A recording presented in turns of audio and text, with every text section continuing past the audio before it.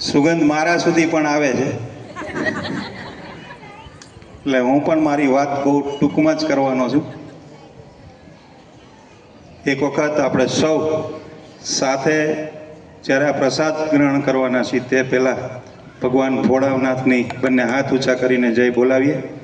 બોલો હર હર મહાદેવ હર. ખૂબ ખૂબ આભાર. જગદીશભાઈને અને મારે બંનેને હજી વોર્ડ નંબર 10માં પણ પ્રજાપતિ સમાજનું સન્માન સમારોહ છે, એમાં બંનેને પહોંચવાનું છે. એટલે અમારી સ્થિતિ તો હજી ચૂંટણી જેવી જ છે, કંઈથી અહીંયા ત્યાંથી અહીંયા. પણ આજે સરસ મજાનો નવચંડી યજ્ઞ, માતાજીની આરાધના કરવાનો આ પ્રસંગ, સાથે સાથે આ વોર્ડમાં જેઓને આપ સૌએ આશીર્વાદ આપ્યા છે અને આપ સૌના આશીર્વાદ થકી આ વોર્ડની સેવા કરવાનો જેમને મોકો મળ્યો છે, એ તમામ કોર્પોરેટરોના સન્માન સમારોહમાં આપણી વચ્ચે ઉપસ્થિત આ વઢવાણ વિધાનસભાના ધારાસભ્ય, ગુજરાત સરકારના નાયબ મુખ્ય દંડક અને સુરેન્દ્રનગરને વિકાસની ગતિમાં લઈ જવા માટે જેઓ રાત દિવસ સતત પ્રયત્નશીલ છે,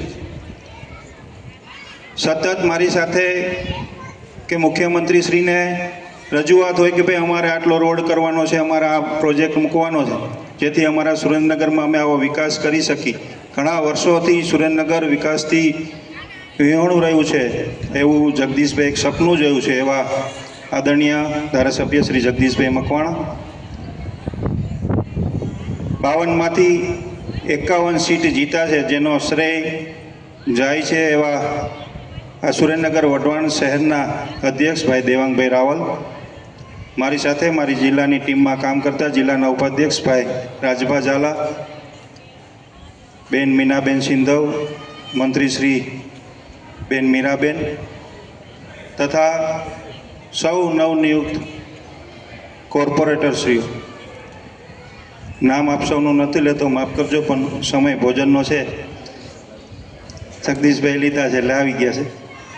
પણ આ પ્રસંગની સાથે સાથે મને આનંદ થયો, મારે ખાસ હાજરી આપવાનું એટલા માટે થયું કે ફરી વખત ક્યારે આપનો આભાર મનાશે નહીં મનાય, પણ આજે આ અભિવાદન સમારોહમાં આ સ્ટેજ ઉપર બેઠેલા તમામ વ્યક્તિઓ વતી આપ સૌ મતદારોનો, ભાઈઓ બહેનોનો અમે જિલ્લા ભાજપ વતી આભાર વ્યક્ત કરી છે કે આપે ખોબલે ને ધોબલે આ ભારતીય જનતા પાર્ટી ઉપર વિશ્વાસ મૂકીને અને એક વિકાસની રાજનીતિ ઉપર આપનો વિશ્વાસ મૂક્યો છે અને આ અમારા સૌ ઉમેદવારોને આપે એક જંગી બહુમતીથી જ વિજેતા બનાવ્યા છે.